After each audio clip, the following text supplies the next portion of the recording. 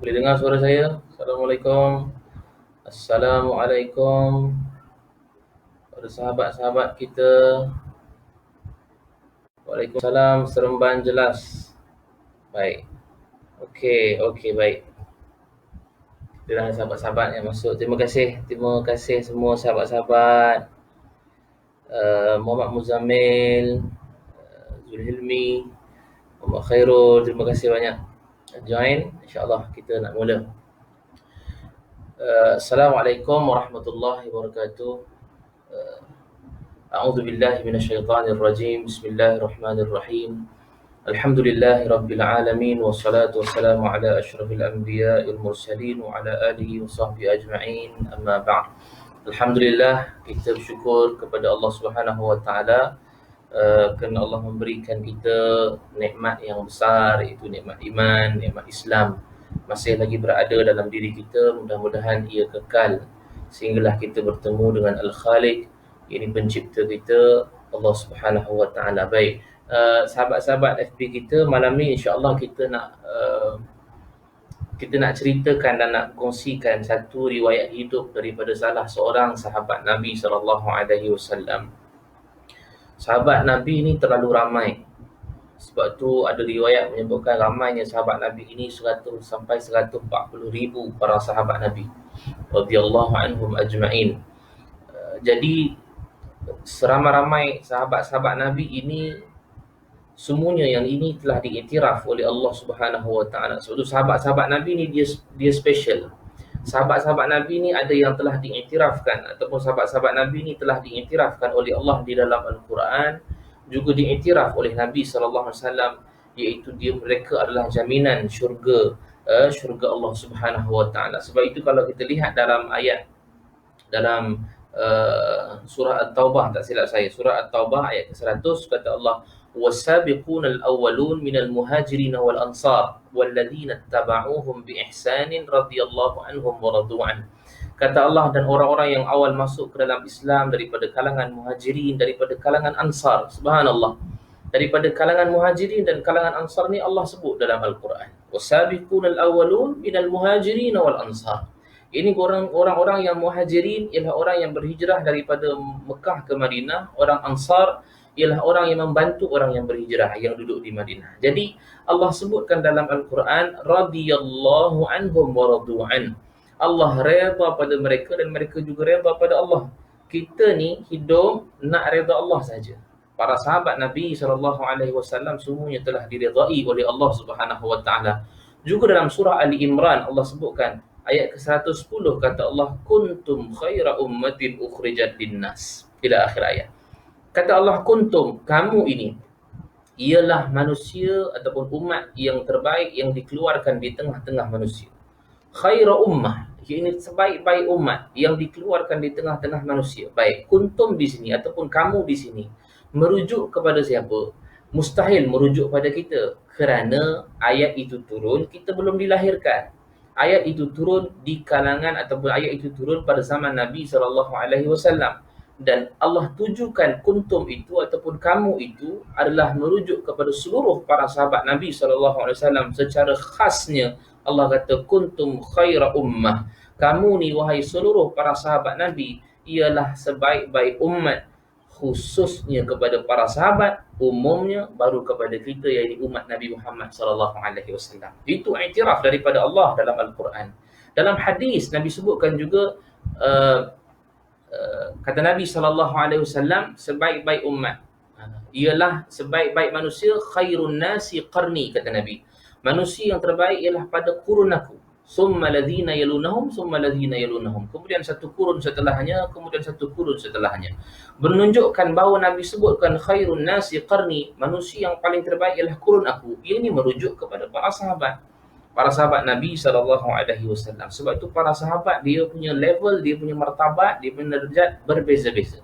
Apatah lagi kalau yang telah dijamin oleh Nabi SAW, 10 orang yang dijamin syurga oleh Nabi, al-ashar al-mubashirin bil jannah, 10 orang yang dijamin syurga oleh Nabi syurga Abu Bakar fil jannah, wa Umar fil jannah, wa Utsman fil jannah, wa Ali fil jannah, wa Abdurrahman bin Auf fil jannah. Semua 10 orang ini adalah yang telah diiktiraf dalam satu riwayat daripada Nabi, iaitu syurga untuk mereka.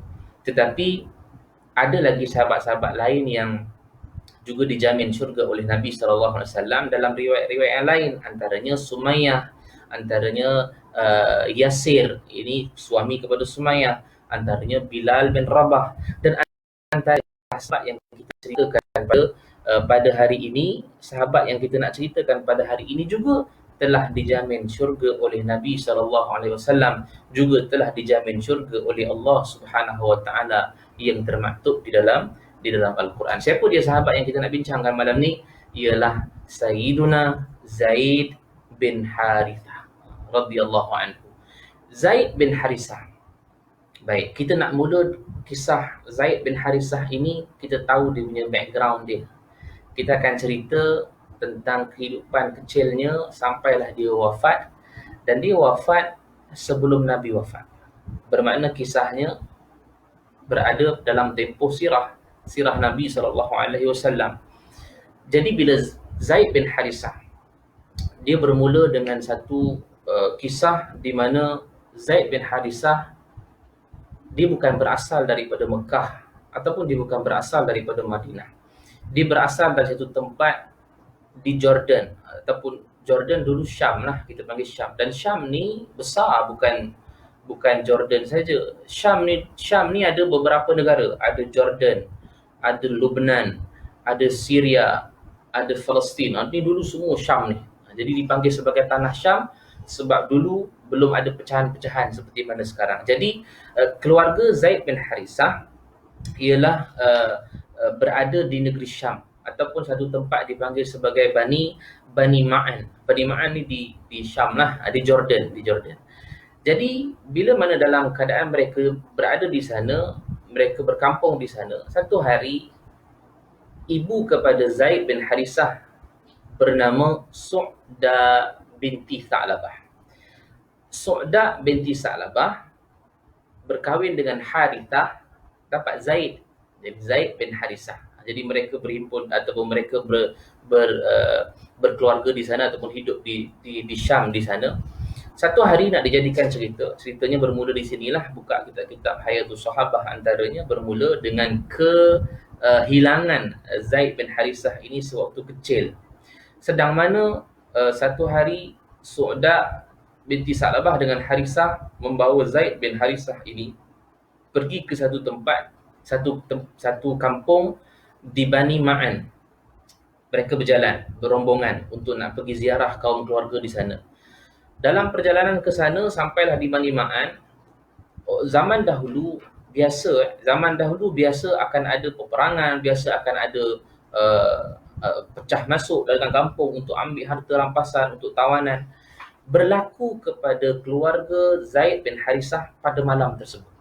Mereka sampai di Bani Ma'an, mereka nak menziarahi kaum-kaum keluarga mereka. Malam tersebut datang satu kumpulan daripada Bani Al-Qa'in.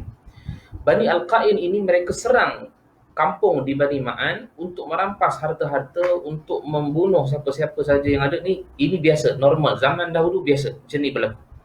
Jadi bila mana dalam keadaan harta rampasan pun ambil, kemudian ambil tawanan-tawanan, dan Bani Al-Qa'in ini telah menawan Zaid bin Harithah yang pada ketika itu usianya baru 8 tahun. Kecil lagi. Usia Zaid bin Harithah pada ketika ditawan itu 8 tahun. Akhirnya diambil Zaid bin Harithah, dibawa pergi keluar daripada Bani Ma'an tadi. Akhirnya berpisahlah anak dengan ibu, anak dengan ayah. Berpisahlah Zaid bin Harithah dengan Su'da binti Tha'labah, berpisahlah Zaid bin Harithah dengan ayahnya, yakni Harithah. Dalam keadaan begini, mereka yang diambil dan ditawan tadi, mereka dibawa ke Mekah. Dibawa ke Mekah. Mereka yang ditawan ini tadi, yang ramai mereka bawa ke Mekah. Kena ingat Zaid bin Harithah ketika ini umurnya baru 8 tahun. Kecil lagi. Jadi dibawa pergi ke Mekah, iaitu di satu tempat dipanggil sebagai Pasar Ukaz. Pasar Ukaz ni, dia satu tempat tumpuan. Pasar ukas ni bukan saja boleh menjual beli manusia, pasar ukas ini juga merupakan satu tempat orang melantunkan syair-syair.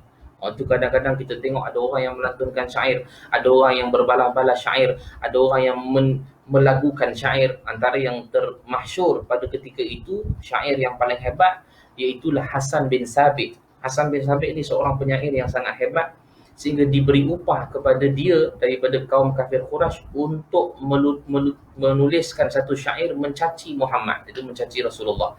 Tapi dia tak boleh nak menuliskan syair untuk mencaci atau membuka aib Rasulullah kerana tidak ada keaiban kepada Rasulullah. Akhirnya Hasan bin Sabit masuk Islam. Itu sampingan. Itu antara yang kita sebutkan adanya berlaku di pasar ukas. Bukan saja ada jual beli hamba, tetapi adanya syair-syair yang dilantunkan di situ, dan ada juga satu acara yang hebat, iaitu melawan gusti. Melawan gusti, antaranya yang melawan gusti itu ialah Umar Al-Khattab, antara orang yang termasyhur yang biasanya menang dalam wrestling pula dah. Lebih kurang lah lebih kurang wrestling atau lebih kurang gusti yang berlaku waktu itu, banyak menangnya adalah Sayyidina Umar Al-Khattab. Dan mereka ni belum Islam, mereka hidup dalam keadaan zaman jahiliah. Akhirnya Zaid bin Sabit tadi dibawa oleh orang yang menawan tadi itu pergi ke pasar ukas dan menjual Zaid bin Sabit sebagai hamba di pasar ukas. Maka tunggulah orang yang nak beli dia. Macam mana situasi dia? Sahabat-sahabat kena buka cerita Piramli. Bila buka cerita Piramli, kena tengok Alibaba Bujang Lapuk. Macam mana cerita Alibaba Bujang Lapuk yang dijual hamba tu kan, 800 dirham, 900 dirham, 1001 dirham. Itu cara bagaimana orang-orang dulu nak menjual beli hamba ni. Jadi bila mana dalam keadaan mereka menjual beli hamba, akhirnya ada seorang laki-laki yang bernama Hakim bin Hizam. Hakim bin Hizam bin Khuwailid. Pernah dengar nama Khuwailid tak? Hakim bin Hizam bin Khuwailid. Dekat-dekat dengan nama Khadijah binti Khuwailid. Subhanallah. Rupanya Hakim bin Hizam ini ialah anak saudara kepada Khadijah binti Khuwailid. Dan ketika ini Rasulullah tak kahwin lagi dengan Khadijah. Kena ingat tu. Rasulullah tak kahwin lagi dengan Khadijah. Hakim bin Hizam ni dia kaya, dia ada duit, dia ada harta. Dan satu hari bila mana dia pergi ke pasar ukas, siapa dia? Hakim bin Hizam bin Khuwailid ni, dia pergi ke pasar ukas nak membeli beberapa orang hamba. Maka dia pun carilah hamba ni, dia cari hamba ni. Dan salah seorang yang dia beli hamba itu ialah Zaid bin Harisah. Ni kena tahu ni macam mana Zaid bin Harisah boleh berada pada Nabi SAW.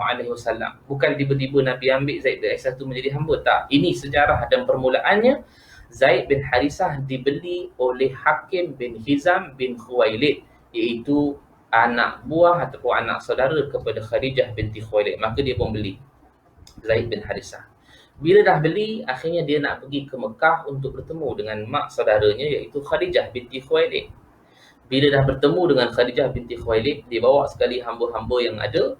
Maka Hakim bin Hizam ini kata kepada Khadijah binti Khuwailid, "Wahai makcik, wahai mak saudara aku datang di sini untuk bertemu dengan kamu, rindu dengan kamu, dah lama tak berjumpa dengan kamu. Maka aku membawa beberapa orang hamba, nak aku hadiahkan kepada kamu, maka kamu pilihlah salah seorang daripada hamba-hamba aku ini, aku nak hadiahkan kepada kamu." Itu kisahnya.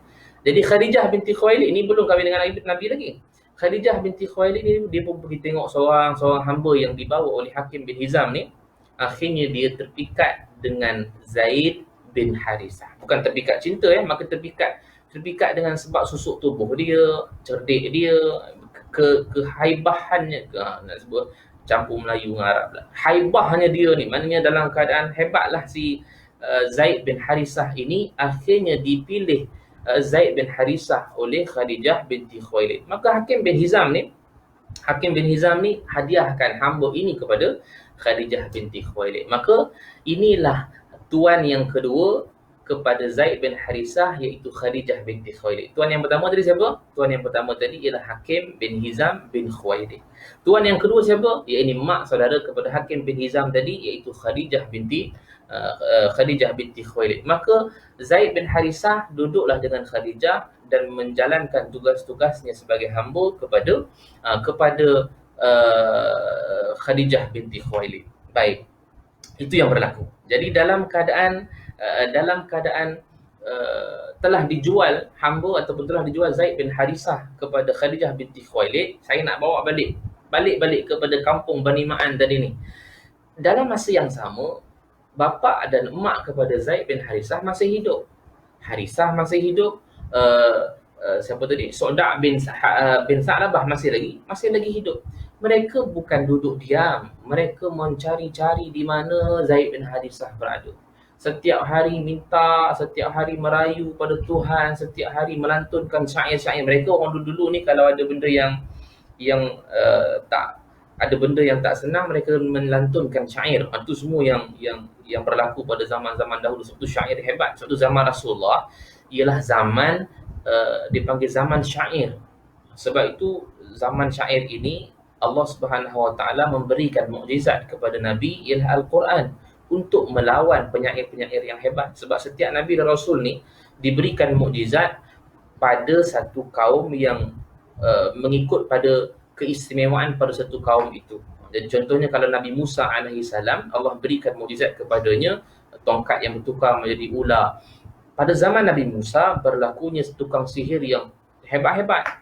Jadi Allah berikan mukjizat kepada Nabi Musa dengan ular, tongkat yang bertukar menjadi ular untuk menentang, melawan sihir-sihir penyihir-penyihir Fir'aun ni. Jadi zaman Nabi SAW cukup hebat syair-syair ni. Jadi bapa Zaid bin Harisah, iaitu Harisah, dia banyak melantunkan syair-syair dalam sesama pergilah ke hulu ke hilir untuk mencari Zaid bin Harisah dengan harapan supaya dia dapat mengetahui bahawa Zaid bin Harisah ini atau anak dia masih lagi hidup. Cerita ni lama berlalu, bertahun-tahun. Masih lagi menunggu anaknya mana, masih lagi mencari anaknya mana. Bayangkanlah Syam dengan Mekah jauh. Tapi kena ingat di Mekah ada satu tempat yang banyak orang datang di situ, iaitu Kaabah. Sebab orang nak buat haji. Haji ni bukan zaman Nabi saja dah bermula. Haji ni bermula zaman Nabi Ibrahim lagi dah. Sebab tu kita sebutkan haji ni dah bermula zaman lampau lagi dah. Apatah lagi zaman jahiliah, ramai orang datang daripada seluruh pelosok dunia datang ke Mekah untuk melakukan haji. Cuma haji pada waktu itu belum dispesifikkan lagi lah, tak diturunkan cara yang benar dalam Islam, sebab Nabi SAW belum dilantik menjadi Nabi dan Rasul lagi. Maka dalam keadaan begitu, setiap tahun makin berlalu, mak dan ayah Zaid bin Harisah ni masih lagi mengharapkan supaya Zaid bin Harisah masih hidup, dan dia ingin sangat nak Zaid bin Harisah balik ke negerinya iaitu Bani Ma'an.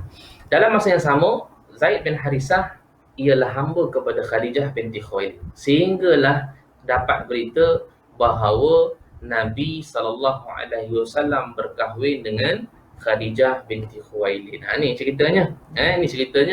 Usia Nabi SAW ketika itu 25 tahun. Berkahwin dengan Khadijah. Maka ketika itu Nabi dan Khadijah berkahwin. Bila Nabi dengan Khadijah berkahwin, Khadijah dia tak ada apa nak bagi kepada Rasulullah ataupun kepada Nabi kita Muhammad SAW. Di waktu ni Nabi belum jadi lagi Nabi dan Rasul 25 tahun Nabi berkahwin dengan Khadijah, umur 40 tahun baru Nabi menjadi Nabi dan Rasul. Jadi Khadijah ialah seorang yang kaya. Khadijah menghadiahkan Zaid bin Harisah kepada Nabi SAW. Maka Nabi ialah tuan kepada Zaid bin Harisah yang ketiga. Ni cerita. Barulah kita dapat tahu bahawa Zaid bin Harisah itu ialah hamba kepada Nabi SAW. Iaitu Nabi SAW itu ialah tuan Zaid bin Harisah yang ketiga. Belum jadi anak angkat lagi. Ini masih lagi dikategorikan sebagai hamba. Akhirnya Zaid bin Harisah pun bermulalah tugasnya dengan Nabi SAW sebagai seorang hamba. Jadi dalam keadaan begini, satu hari bila mana musim haji, maka ramailah datang bertemu, pergi ke Mekah, pergi ke Kaabah untuk buat haji. Kemudian dikelilinglah, tawaflah di keliling Kaabah. Tiba-tiba Zaid bin Harisah yang memang tinggal di situ dengan Nabi SAW, sebab rumah Khadijah dengan Kaabah dekat. Rumah Khadijah dengan Kaabah sebelah je, tak jauh mana. Kalau kita pergi ke Mekah, biasa mutawif dia akan tunjukkan itu spot tempat ziarah yang biasa mutawif akan bawa, tempat di mana tapak rumah Khadijah. Jadi sangat dekat Kaabah dengan rumah Khadijah.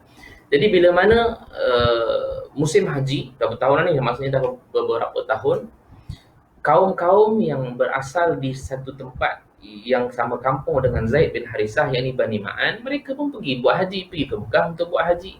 Tiba-tiba mereka sampai di Mekah, mereka ternampak Zaid bin Harisah. Subhanallah. Ini Allah punya aturan kan. Wa makaru wa makarallah wallahu khairul makirin.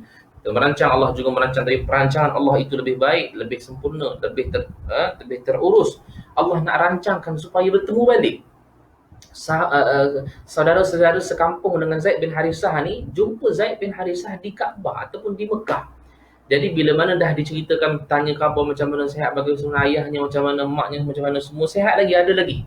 Akhirnya kaumnya tadi balik ke negeri Bani Ma'an untuk menceritakan kepada Harisah, yakni bapa kepada Zaid bin Harisah, tentang perjumpaan mereka dengan Zaid bin Harisah yang berada di Mekah. Bayangkanlah di Syam nak pergi ke Mekah. Akhirnya bila mana Harisah ini, ayah kepada Zaid bin Harisah ini, dapat tahu bahawa Zaid masih lagi hidup, maka dia panggil seorang abang dia, iaitu Ka'ab, untuk menemaninya pergi ke Mekah dan membawa tebusan-tebusan wang yang banyak untuk diberikan kepada tuannya, yakni Muhammad sallallahu alaihi wasallam.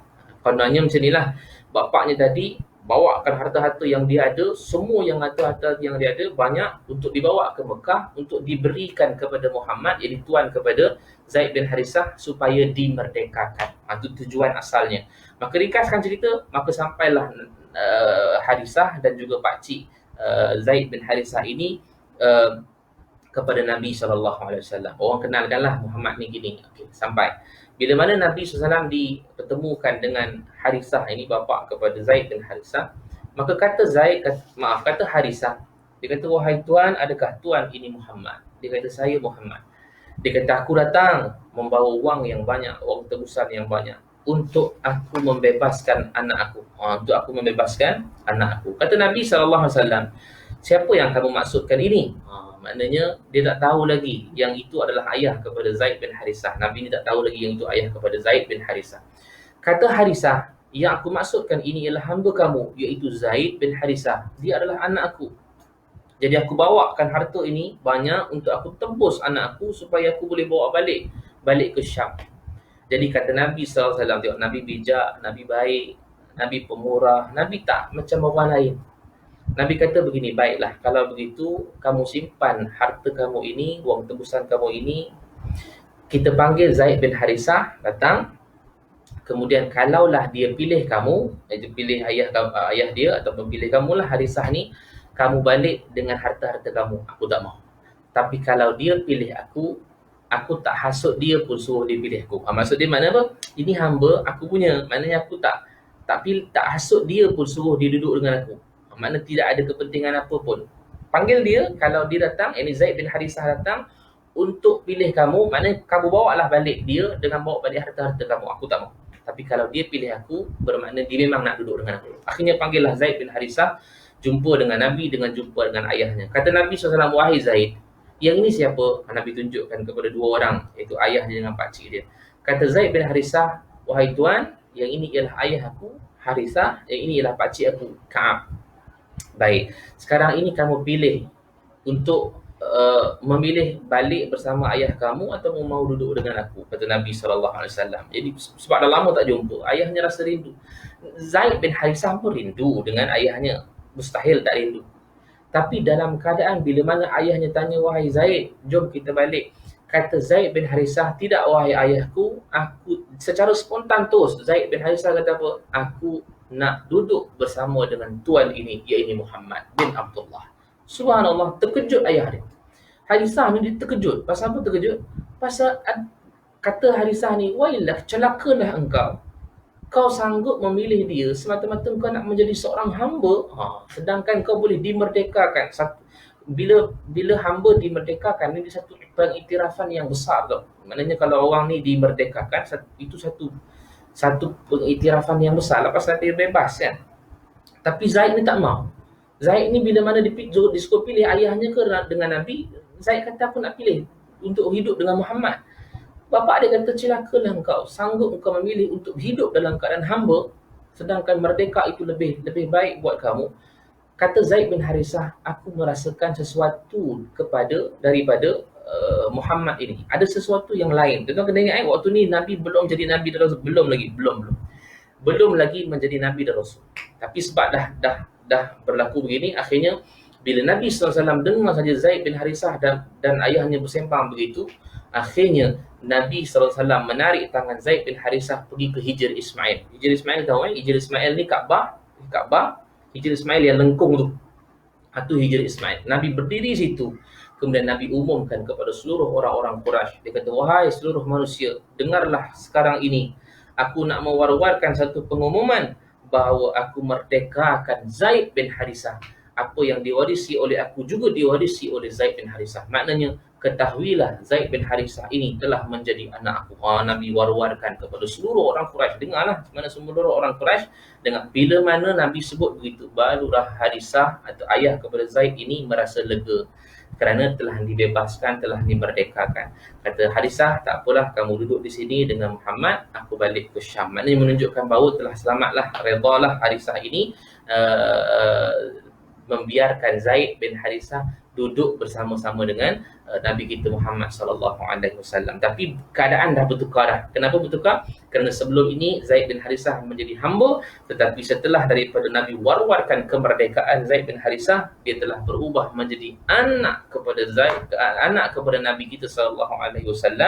Maka Nabi tukarkan nama dia, bukan lagi Zaid bin Harisah, tetapi Nabi tukarkan namanya kepada Zaid bin Muhammad.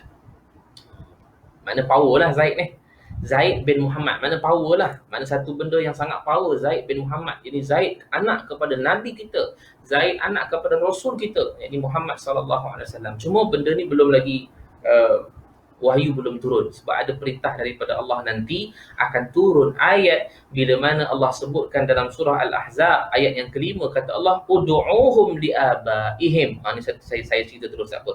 Ud'uuhum li'abaihim, kata Allah, panggillah anak-anak ataupun serulah mereka, yakni anak angkat kamu tu, anak kamu yang kamu buatkan dia sebagai anak kamu tu, dengan nama bapa mereka. Ini teguran kepada Nabi SAW kerana telah menukarkan nama Zaid bin Harisah kepada nama Zaid bin Muhammad. Allah tegur Nabi supaya tukarkan balik nama ayahnya tadi kepada nama nama Nabi kepada nama ayahnya semula. Ini satu benda yang perlu diambil berat tentang kita zaman kita ni. Kalau kita ambil anak angkat contohnya, jangan kita tukarkan nama dia. Sebab benda ni isunya besar ya, isunya besar. Sebab kalau kita tukarkan nama dia kepada nama kita, contohnya itu anak angkat, maka nanti akan menjadi masalah ketika mana anak tu nak kahwin. Kalau anak tu perempuan, akan menjadi masalah kepada harta yang nak diwariskan, akan menjadi masalah kepada mahram dia, akan menjadi masalah kepada pergaulan dia.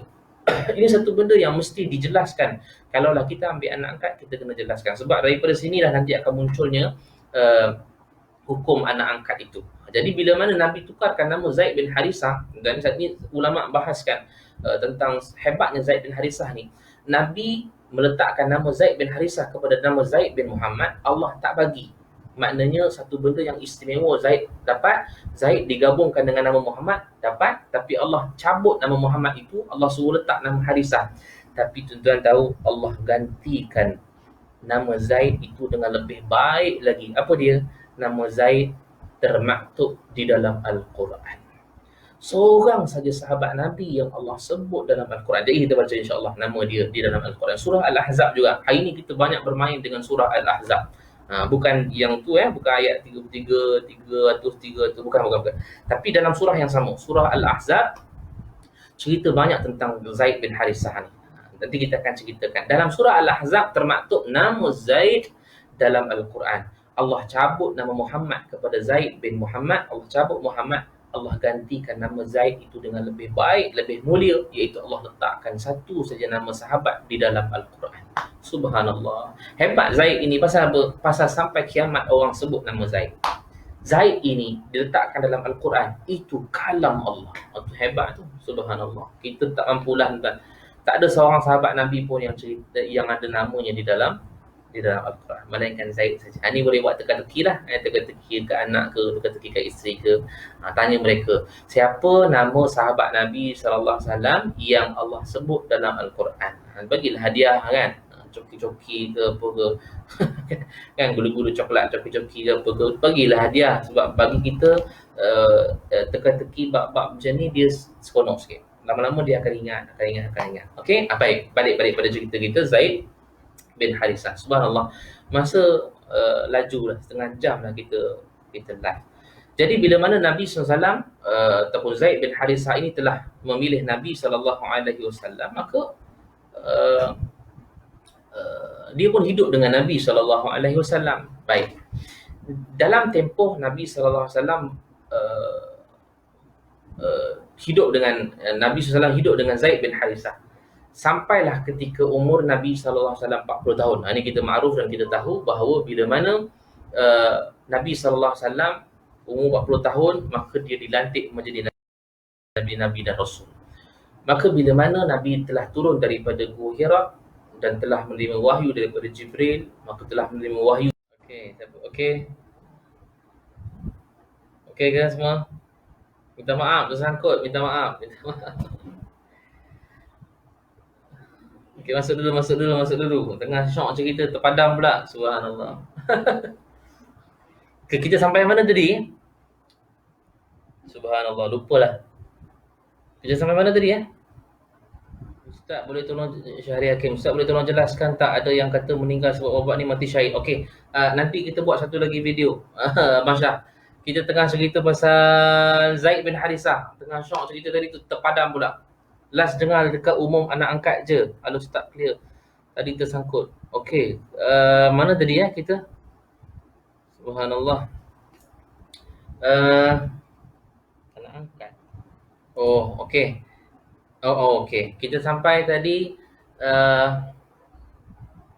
wahyu turun, Nabi SAW dilantik menjadi Nabi dan Rasul.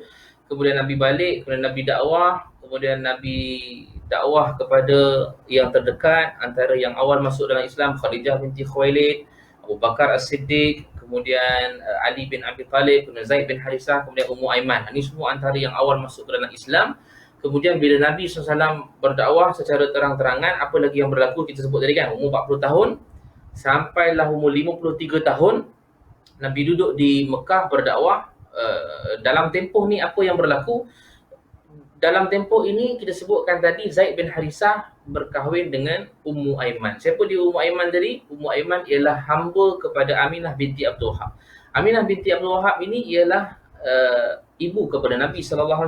Bermakna dia juga adalah rapat dengan Nabi SAW. Jadi bila rapat ni, Ummu Aiman menjadi hamba perempuan kepada Nabi SAW. Zaid bin Harithah dalam masa yang sama juga hamba, kemudian telah menjadi anak angkat. Akhirnya mereka berkahwin. Siapa dia? Zaid bin Harithah berkahwin dengan Ummu Aiman. Ummu Aiman dia orang Habasyah. Habasyah kita panggil Ethiopia. Ethiopia. Habasyah ini orang gelap lah. Senang orang gelap. Habasyah ni orang yang gelap, orang gelap. Jadi Ummu Aiman ni kulit dia gelap. Zaid bin Harithah orang Arab. Jadi bila mana Zaid bin Harithah berkahwin dengan Ummu Aiman, Allah berikan satu cahaya mata kepada mereka yang bernama Usamah. Biasa dengar Usamah kan? Biasa kita dengar Usamah bin Zaid. Inilah hasil perkongsian perkahwinan antara Ummu Aiman dengan Zaid bin Harithah. Maka lahirlah seorang anak bernama Usamah bin Zaid. Jadi Usamah bin Zaid ini juga merupakan anak angkat ataupun cucu angkat Nabi ataupun kesayangan Nabi SAW. Sayangnya Nabi SAW kepada Zaid bin Harithah ni, sehingga kan orang gelarkan kepada Zaid bin Harithah ini hibbi Rasulillah, kecintaan Rasulullah. Ni Zaid bin Harithah, gelaran yang diberikan kepada Zaid bin Harithah kerana Nabi sayang sangat kepada Zaid bin Harithah ni. Dalam ramai-ramai sahabat ni, antara yang Nabi paling sayang Zaid bin Harithah. Memang jelas bila mana diceritakan kepada kita mengenai Zaid bin Harithah daripada Aisyah radhiyallahu anha contohnya.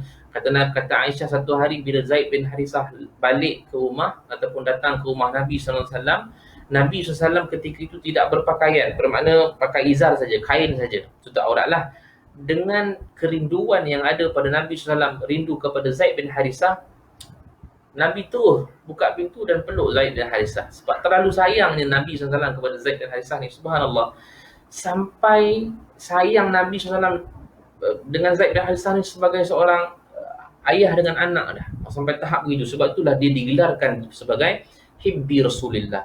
Bila lahir anak Zaid bin Harisah iaitu Usamah bin Zaid, lagilah menjadi kesayangan dan kecintaan Nabi SAW. Sebab Nabi tak pernah beza-bezakan. Kita tahu bila mana Usamah bin Zaid lahir, dalam masa yang sama cucu-cucu Rasulullah yang lain pun ada. Antaranya Hasan, antaranya Husain.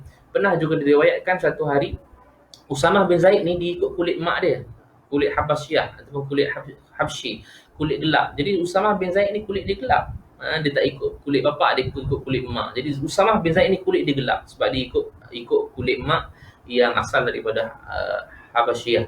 Jadi satu hari diriwayatkan Nabi SAW pernah dukung Hasan duduk di sebelah riba Nabi SAW, dan sebelah lagi bukan Husain, tapi sebelah lagi ialah Usamah bin Zaid. Ini anak kepada Zaid bin Harisah, cucu angkat Nabi SAW. Nabi gaul semua orang, Nabi tak pernah beza-bezakan antara satu sama yang lain. Baik, balik pada cerita kita.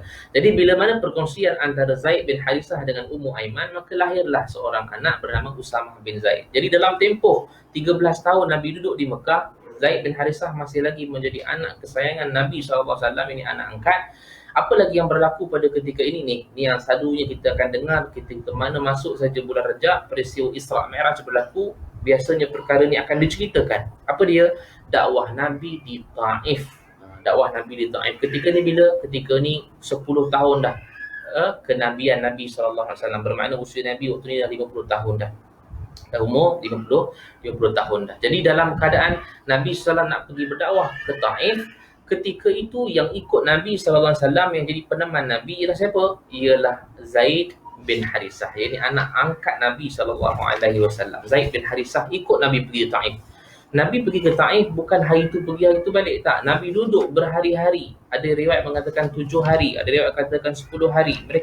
Nabi dan Zaid bin Harisah duduk di sana atas sebab nak mengajak mereka mengesakan Allah. Ini dan biasa kita tahu makruf bila Nabi berdakwah di sana, mereka bukan diterima dengan cara yang baik, tapi mereka dicaci, dimaki oleh pembesar-pembesar yang ada di Taif. Malah mereka memanggil rakyat-rakyat mereka ini untuk ambil batu dan baling kepada Nabi SAW. Itu hari yang terakhir untuk dihalau Nabi dan juga Zaid bin Harisah. Ketika mana nak balik, ketika itulah dia dibaling batu berdarah kepada Nabi. Dan siapa yang lindung Nabi pada ketika itu? Ni sahabat kita yang tengah kita cerita, sahabat Nabi yang tengah kita cerita, iaitu Zaid bin Harisah. Dia peluk Nabi, dia lindung Nabi sehingga berdarah kepada Zaid bin Harisah. Tuan-tuan, satu benda yang perlu kita hayati di sinilah kecintaan sahabat-sahabat Nabi SAW melindungi Nabi walau berdarah macam mana sekalipun, walau sakit macam mana sekalipun. Subhanallah, ini satu benda yang luar biasa. Mereka sanggup mempertaruhkan nyawanya, mereka sanggup menggadaikan nyawanya semata-mata untuk melindungi Nabi SAW. Sampailah di Mekah, orang tanya pada Zaid bin Harisah, "Wahai Zaid, berapa banyak batu kena kepala engkau?" Kata Zaid bin Harisah, "Aku pun tak tahu sebab terlalu banyak berdarah-darah kepada Zaid bin Harisah." Ini antara kemuliaan Zaid bin Harisah kerana melindungi Nabi SAW. Maka mereka pun turun. Ini pun kita tahu makruf sampai di kebun Adas. Kemudian Adas masuk ke dalam Islam. Akhirnya baliklah ke Mekah semula. 2-3 tahun setelah itu berlaku apa? Berlaku penghijrahan Rasul ataupun penghijrahan Rasul SAW dan juga sahabat-sahabat Nabi ke Madinah. Bermulalah hijrah Rasul pada ketika usia Nabi 54 tahun. Bila berhijrah ke Madinah, maknanya ada 10 tahun yang Nabi duduk di Madinah. Dalam tempoh Nabi duduk di Madinah ini, apa yang berlaku kepada Zaid bin Harisah? Setiap peperangan yang ada pada ketika itu, semua Zaid bin Harisah ikut. Keistimewaan yang ada pada Zaid bin Harisah ni, Perang Badar Zaid Harisah ikut, Perang Uhud Zaid Harisah ikut, Perang Khandaq Zaid Harisah ikut, Perang Khaybar Zaid Harisah ikut. Dan bila mana perang-perang ini yang Nabi beri untuk Nabi pergi, semuanya diikuti oleh Zaid bin Harisah. Dan juga pernah satu peperangan yang tak diikuti ataupun satu urusan yang besar yang tak diikuti oleh Zaid bin Harisah. Mulianya, hebatnya Zaid bin Harisah, bila Nabi keluar daripada Madinah, Nabi lantik seorang daripada kalangan sahabat untuk menggantikan Nabi sebagai pemimpin. Siapa dia? Dia adalah Zaid bin Harisah. Dia menggantikan Nabi sebagai memimpin Madinah pada ketika itu semasa Nabi SAW tidak ada di Madinah. Hebatnya Zaid bin Harisah ini. Sebab itulah bila mana kita katakan bahawa mulianya Zaid bin Harithah, setiap peperangan dia pergi, kemudian bila mana ada urusan besar yang tidak melibatkan Zaid, Nabi pilih Zaid untuk menjadi pemimpin di Madinah. Baik. Kemudian satu lagi isu yang besar bila mana berlakunya di Madinah ini, ada satu peristiwa yang besar dan makruf kita tahu, bila mana Nabi SAW menyuruh Zaid bin Harithah berkahwin dengan Zainab binti Jahshin. Ini biasa kita dengar kan, Zainab binti Jahshin. Waktu ni bila? Waktu ni lebih kurang tahunnya 2 ataupun 3 hijrah. Waktu ni begitulah, waktu yang 2 ataupun 3 hijrah lebih kurang. Maknanya baru 2 tahun ataupun 3 tahun Nabi berhijrah ke Madinah. Bila mana Nabi SAW menyuruh Zaid bin Harithah berkahwin dengan Zainab binti Jahshin. Zainab binti Jahshin ni juga keturunan Hashim, sama keturunan dengan Nabi sebenarnya. Sama keturunan dengan Nabi. Rupanya perkara ini diaturkan oleh Allah untuk memansuhkan satu hukum zaman jahiliyah. Apa dia? Nanti kita akan tengokkan apa yang dimansuhkan hukum tu. Bila mana diriwayatkan daripada Ibnu Katsir dalam kitab tafsirnya, bila mana Nabi SAW menyuruh Zaid bin Harithah berkahwin dengan Zainab binti Jahshin. Sebab kita pun tahu kan Zainab binti Jahshin ni siapa? Zainab binti Jahshin ni ialah isteri Rasulullah bila nanti, bukan sekarang, nanti setelah diceraikan Zaid bin Harithah dengan Zainab binti Jahshin, baru Nabi kahwin dengan Zainab binti Jahshin. Tapi permulaannya macam mana cerita dia? Macam ni cerita dia. Nabi suruh Zaid bin Harithah berkahwin dengan Zainab binti Jahshin. Nabi pun pergilah bertemu dengan Zainab binti Jahshin sebagai tanda risik ataupun sebagai tanda Nabi tolong pinangkan untuk anak kesayangan dia ini anak angkat Nabi, itu Zaid bin Harithah. Nabi pun bagi tahu kepada Zainab binti Jahshin, kata Nabi, wahai Zainab, nikahlah kamu dengan Zaid bin Harithah. Kata Zainab, aku tak mau. Dia tak mau. Pada asalnya dia tak mau. Kata Zainab binti Jahshin, ya Rasulullah. Waktu ini dah jadi Rasulullah. Ya Rasulullah, adakah ini kau perintahkan kepada aku? Engkau perintahkan kepada aku untuk berkahwin dengan Zainab binti Jahshin? Tidak. Ketika mana sedang-sedang sembang ni, ketika mana sedang-sedang sembang ni, akhirnya turun ayat daripada Allah Subhanahu wa taala dalam surah Al-Ahzab. Surah Al-Ahzab lagi ayat ke-36 kata Allah. Kata Allah dalam surah Al-Ahzab ayat ke-36, وَمَا كَانَ لِمُؤْمِنٍ وَلَا مُؤْمِنَةٍ إِذَا قَضَى اللَّهُ وَرَسُولُهُ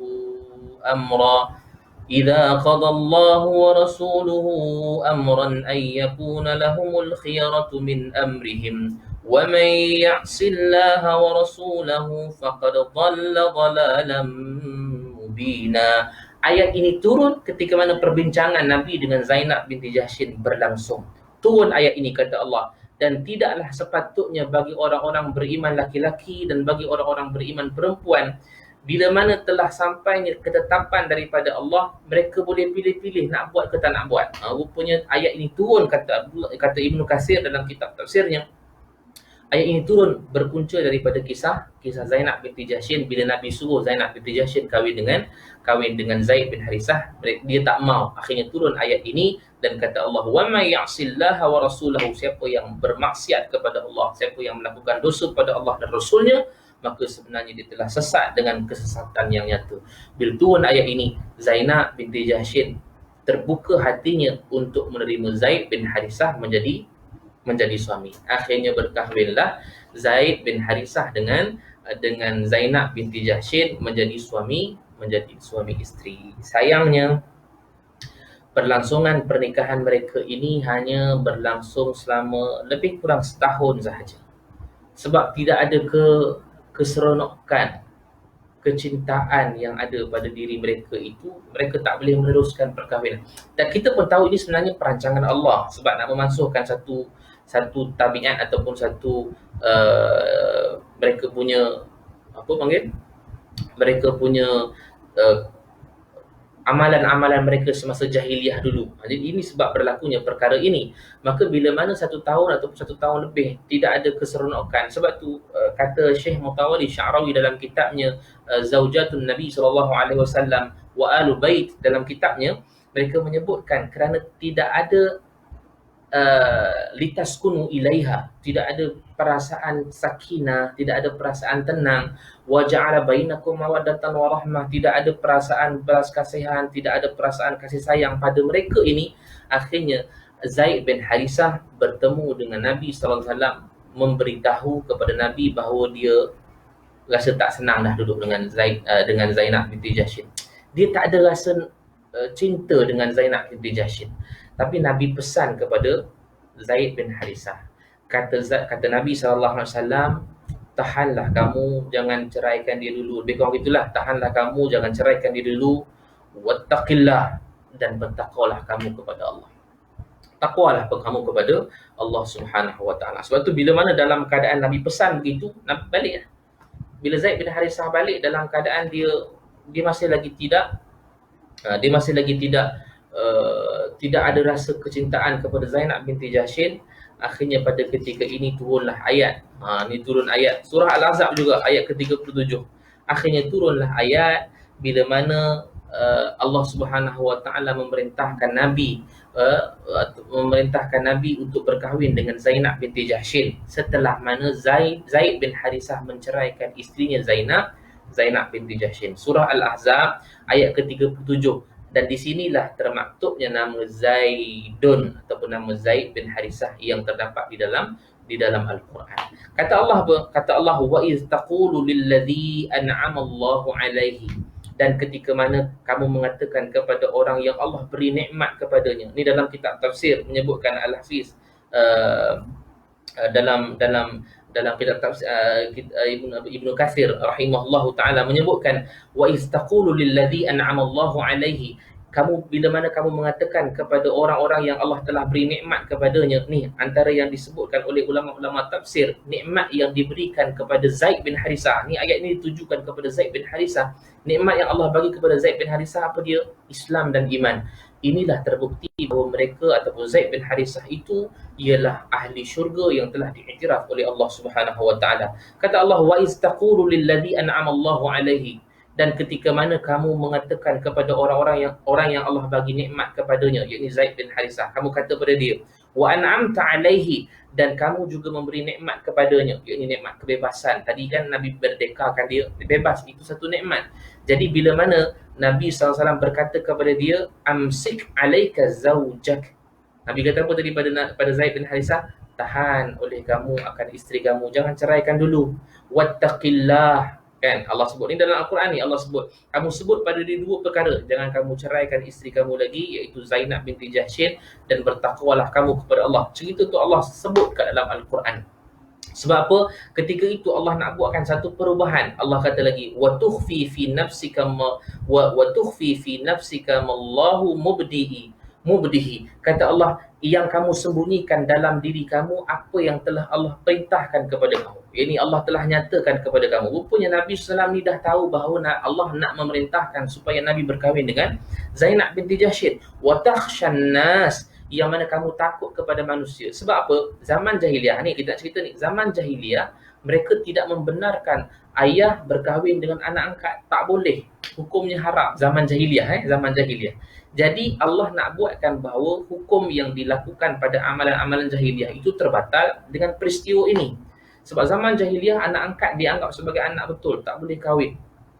Tapi sebab dalam Islam bukan begitu, akhirnya Allah buat perancangan begini bagi Zaid bin Harisah kahwin dengan Zainab binti Jahsy, kemudian Zaid bin Harisah dengan Zainab binti Jahsy bercerai. Kemudian kata Allah, wallahu ahaqqu an takhsha, yang kamu takut, yakni Nabi takut kepada manusia kalau Nabi kahwin dengan Zainab binti Jahsy, apalah manusia akan kata pada dia. Maknanya takutlah begitu kan.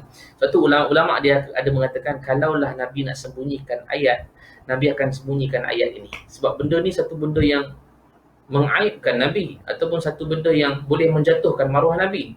Sebab zaman jahiliah tak boleh kahwin dengan anak angkat. Tapi sebab kejujuran, siddiq, amanah, tabligh, fatanah yang ada pada Nabi SAW, Nabi sampaikan juga untuk nak menjalankan hukum Allah.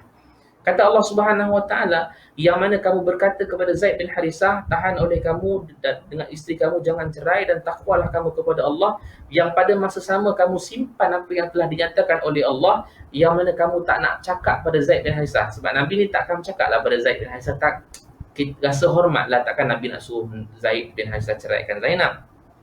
Tapi sebab dalam keadaan dia takut juga, takut manusia-manusia akan kutuk Nabi, akan caci maki, akhirnya turun ayat ini. Kemudian Allah sebutkan falamma qada Zaidun, ini nama Zaidun disebutkan dalam surah Al-Ahzab ayat ke-37, falamma qada Zaidun minha wa tara, bila mana Zaid telah pun dalam keadaan Zaid telah pun selesai dengan isterinya, yakni telah diceraikan isterinya Zainab binti Jahsyin setelah habis iddah. Allah sebut dalam Al-Quran, zawwajnakaha, Allah yang mengkahwinkan Nabi SAW dengan Zainab binti Jahsyin. Tuan-tuan tahu antara isteri-isteri Nabi yang ramai-ramai ni, semua isteri-isteri Nabi yang berkahwin semuanya dengan wali, ayah-ayah mereka. Melainkan seorang saja isteri Nabi yang tak dikahwinkan oleh wali, tetapi dikahwinkan oleh Allah secara direct di langit yang ketujuh. Iaitu dengan dalam ayat Al-Quran kata Allah, zawwajnakaha, iaitu kami kahwinkan kamu dengannya. Nya balik kepada Zainab binti Jahsyin. Di sinilah pernikahan Nabi SAW itu berlangsung, ataupun Allah memberikan keizinan Nabi SAW untuk berkahwin dengan Zainab binti Jahsyin, likai la yakuna 'alal mu'minina harajun fi azwaji ad'iyaihim idza qadaw minhunna watara, supaya tidak menjadi keberatan kepada orang-orang mukmin, menjadi kepayahan kepada orang-orang mukmin untuk berkahwin dengan anak-anak angkat mereka apabila telah selesai daripada ketetapan ataupun hasrat mereka. Wa kana amrullahi maf'ula, yang ini yang Allah sebutkan dalam surah Al-Ahzab ayat ke-37, dalam keadaan Nabi SAW berkahwin dengan Zainab binti Jahsyin setelah mana diceraikan oleh Zaid, termaktub nama Zaid dalam Al-Quran, dan juga setelah habis iddah. Ketika itulah Nabi masuk ke dalam rumah Zainab binti Jahsyin, dan ketika itu telah berjadilah suami isteri yang sah, dan Zainab binti Jahsyin diangkat serta-merta darjatnya menjadi Ummul Mukminin radhiyallahu anha, ini ibu kepada orang-orang yang beriman. Setiap isteri-isteri Nabi ni dia berpangkat, itu pangkat Ummul Mukminin radhiyallahu anha, ini ibu kepada orang-orang yang beriman. Sebab itu kata Syekh Mutawalli Sya'rawi dalam kitabnya tadi, Zaujatun Nabi SAW wa alul bait, Zainab binti Jahsyin berkahwin dengan Nabi ketika itu Zainab berumur 35 tahun.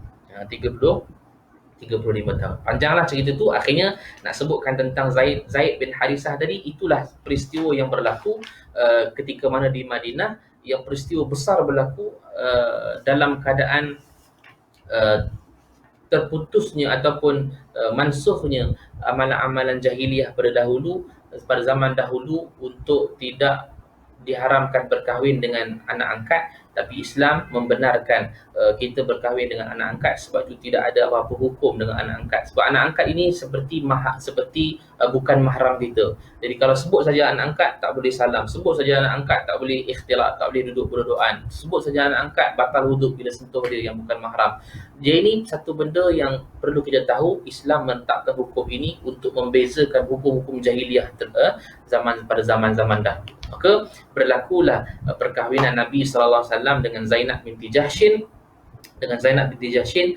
Lebih kurang tahunnya 4 ataupun 5 hijrah. Lebih kurang gitulah, 4 ataupun 5 hijrah. Jadi kita dah sebutkan tadi cerita tentang Zaid bin Harisah berlangsung di Madinah dengan peperangan-peperangan yang ada, perkahwinan Nabi Zaid bin Harisah dengan Zainab binti Jahsyin. Cerita yang terakhir pada 8 hijrah. Mana 1 hijrah sampai di Madinah, 2 hijrah perang Badar, 3 hijrah perang Uhud, 4 hijrah, 5 hijrah perang Khandaq, 6 hijrah perang perjanjian Hudaibiyah, 7 hijrah perang Khaybar, 8 hijrah setelah pembukaan kota Mekah, akhirnya berlaku satu perang yang Nabi tak pergi. Nabi hanya utuskan saja sahabat-sahabat untuk pergi menjadi wakil Nabi SAW, iaitu dipanggil sebagai perang Mu'tah. Mu'tah ni di Jordan lah, di Syam lah, tempat tadi Ma'an tadi, dekat-dekat dengan Ma'an tadi. Mu'tah dengan Jordan, Ma'an tadi dekat-dekat aja. Mu'tah ni satu tempat di Syam. Mu'tah ni satu tempat di Syam. Baik.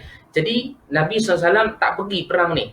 Biasanya Nabi kalau tak pergi perang, Okey, satu ilmu untuk kita.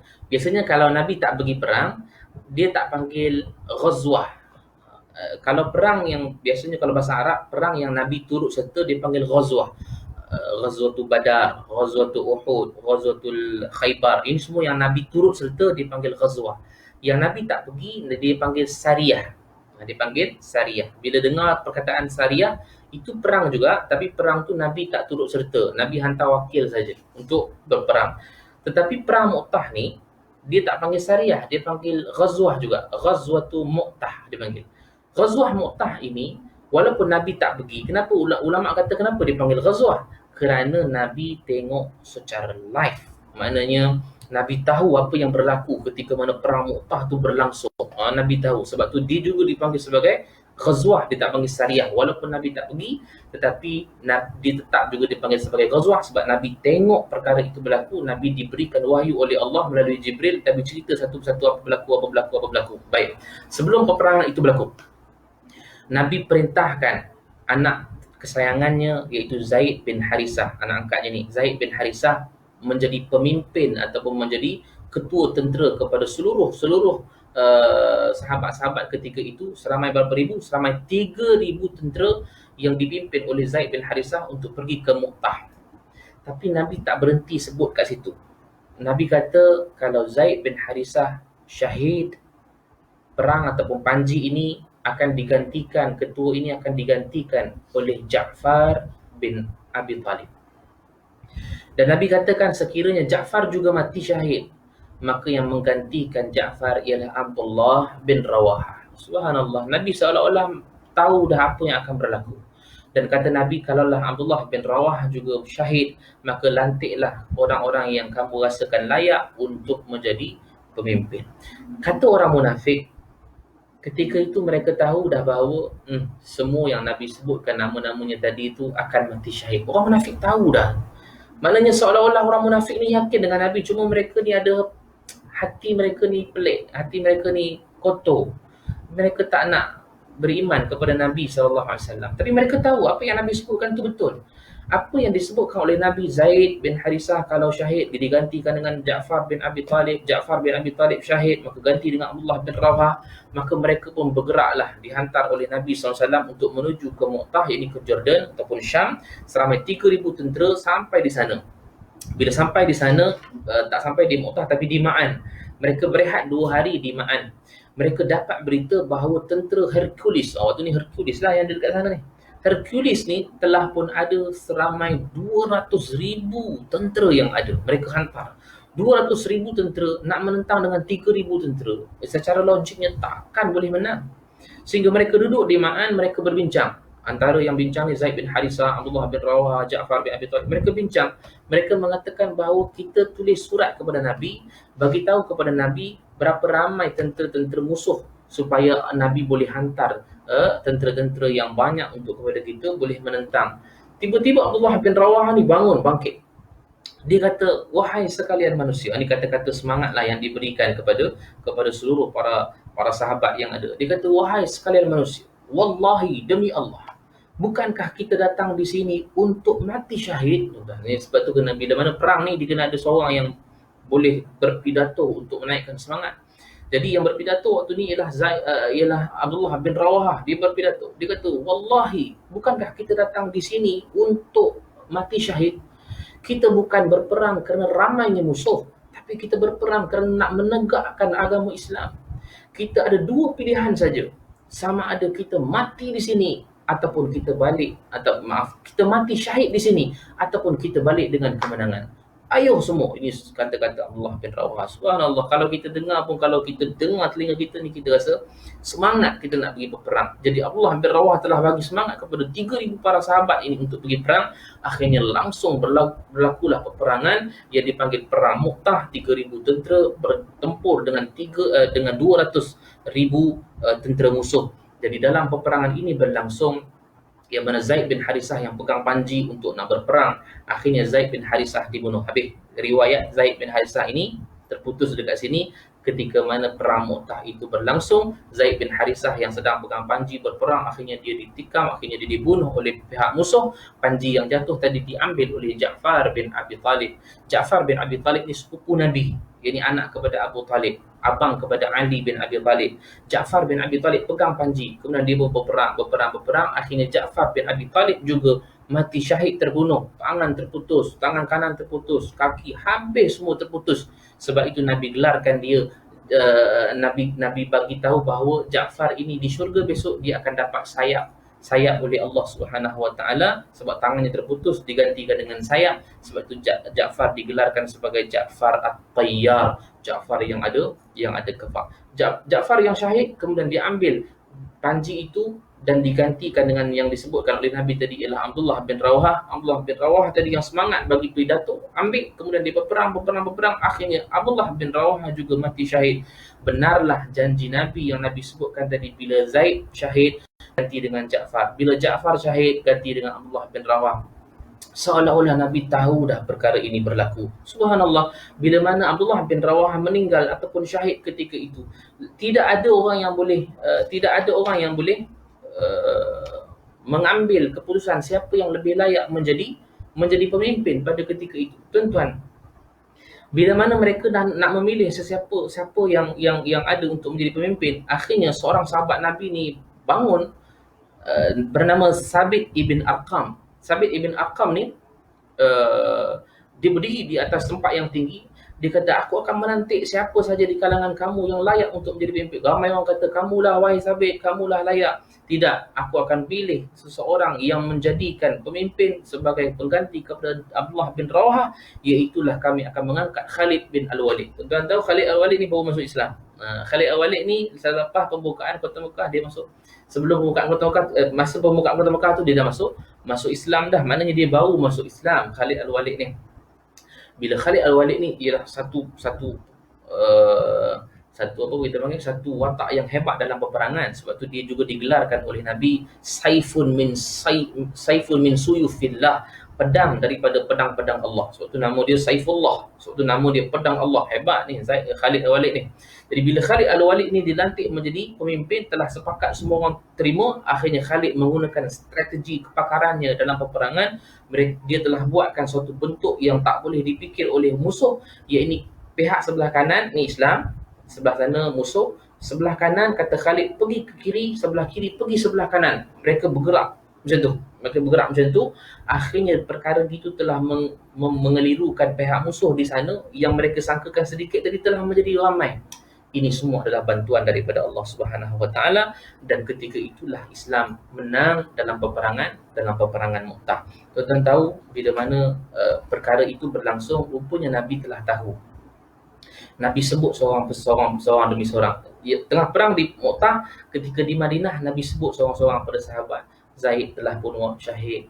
Kemudian Nabi sebut Ja'far telah pun syahid. Kemudian Nabi sebut Abdullah bin Rawahah telah pun syahid. Kemudian Nabi kata, kemudian digantikan dengan Saifullah, iaitu Khalid Al-Walid. Dan ketika itu Nabi kata Islam menang. Islam telah menang di tangan orang-orang kafir pada ketika itu. Akhirnya Islam membalik. Ketika itulah kata sahabat, kami melihat air mata Nabi jatuh bertitis-titis kerana mengenangkan sahabat-sahabat Nabi yang telah pun gugur syahid di medan perang. Apatah lagi yang gugur itu ialah anak kesayangan Nabi SAW, iaitu anak angkat Nabi SAW yang Nabi sayang, iaitu Hibbi Rasulullah, iaitu Zaid bin Harisah. Tuan-tuan, bila mana Nabi SAW telah pun mendapat berita ini, Nabi terus pergi ke rumah Zaid bin Harisah. Nabi pergi ke rumah Zaid bin Harisah nak bagi tahu kepada anaknya, anak perempuan, bukan Usamah, anak perempuan. Zaid bin Harisah ni ada anak perempuan seorang bernama Ruqayyah binti Zaid. Ruqayyah ni kecil lagi. Diriwayatkan bila mana Nabi SAW terus menuju ke rumah Zaid bin Harisah, Rasulullah berjumpa dengan anak perempuan Zaid masih kecil, Ruqayyah binti Zaid. Tiba-tiba Ruqayyah ni datang peluk Nabi dalam keadaan menangis. Nabi pun bagi tahu kepada anak dia Ruqayyah binti Zaid bahawa ayahnya telah pun gugur syahid. Ayahnya telah pun gugur syahid di medan perang. Ketika itulah Nabi SAW pun menangis, mengalirkan air mata bersama-sama dengan anak Zaid bin Harisah, iaitu Ruqayyah binti Zaid. Ketika itu sahabat tanya, Rasulullah, ini tangisan apa? kata sahabat kepada Rasulullah, "Ya Rasulullah, ni tangisan apa yang kamu nangis ni? Tangisan apa yang kamu tangis ini?" Kata Nabi SAW, "Inilah tangisan kepada orang yang aku sayang." Bermakna tangisan ini adalah tangisan kesayangan kepada orang yang Nabi SAW sayang. Ini yang satu benda yang kita perlu tahu, bahawa sahabat-sahabat Nabi sayang dan cinta kepada Nabi. Bukan sahabat-sahabat saja yang sayang kepada Nabi, malah Nabi juga turut sayang kepada para sahabat yang lain. Sebab itulah satu benda yang perlu kita tahu, bila mana kita juga sayang Nabi SAW, Nabi juga akan balas sayang dia kepada kita. Jadi dalam keadaan kita pun kena tahu macam mana cara nak kita sayang Nabi SAW, maka hidupkan sunnah Nabi SAW, maka kita akan sayang Nabi dan kita akan duduk dengan Nabi SAW di dalam syurga. Jadi itulah serba sedikit cerita tentang sahabat Nabi yang Nabi paling sayang, itu Zaid bin Harisah, ataupun gelarannya ialah Hibbi Rasulillah, kesayangan Nabi SAW. Dia syahid dahulu, dia meninggal dahulu sebelum Nabi SAW meninggal. Dia syahid 8 hijrah, Nabi SAW meninggal 11 hijrah, 9, 10, 11, 2 tahun kemudian Nabi SAW wafat. Jadi itu antara kisah yang biasanya kita dapat untuk kita selamkan cerita ini, supaya kita boleh ikut apa yang telah dilakukan oleh para sahabat radhiyallahu anhum ajma'in. InsyaAllah mudah-mudahan ada manfaat pada saya dan tuan-tuan. Kita jumpa lagi pada live akan datang, ataupun bila-bila nanti dengan tajuk-tajuk yang lain, insyaAllah. Mudah-mudahan ada soalan nanti saya jawab, sebab saya ingat dah lama, dah 1 jam lebih, cuma terpecah dari 2. Subhanallah, minta maaf sekali lagi dengan sebab line tak apa kuat beberapa kali kan. Mudah-mudahan insyaAllah boleh tolong share kepada siapa-siapa yang menonton. Mudah-mudahan kita juga dapat manfaat untuk kita lebih mengenali siapa itu para sahabat Nabi SAW radhiyallahu anhum ajma'in. Wallahu a'lam. Assalamualaikum warahmatullahi wabarakatuh.